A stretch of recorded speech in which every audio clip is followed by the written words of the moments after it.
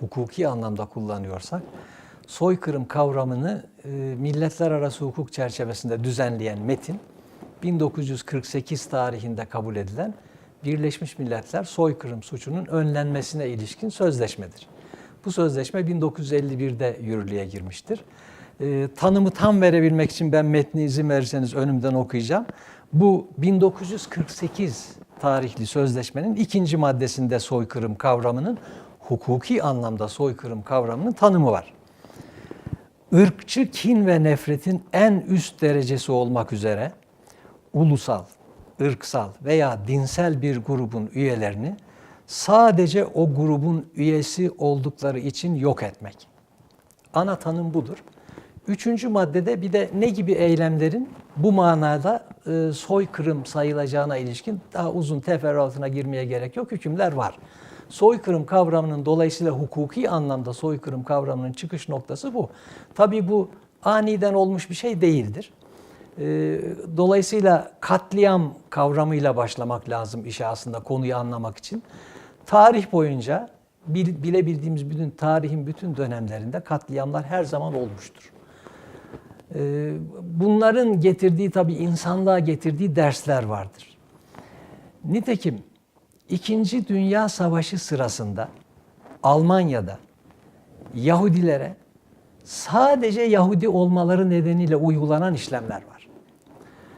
Bu işlemler o kadar vahim, o kadar trajik olaylar olmuştur ki milletler arası toplumun vicdanını bir bütün olarak etkilemiştir.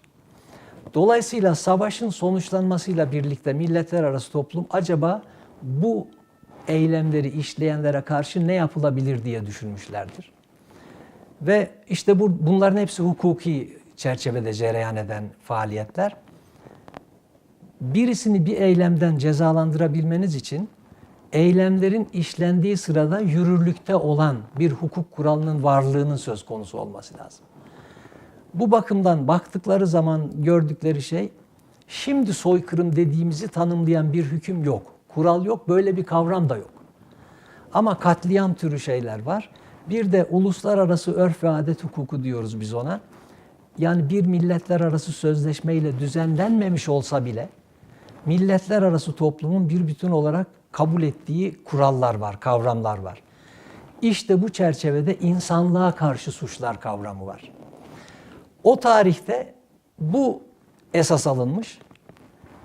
Galip devletler diyoruz. Galip devletlerin yaptığı düzenlemelerle bir milletler arası askeri mahkeme kurulmuş.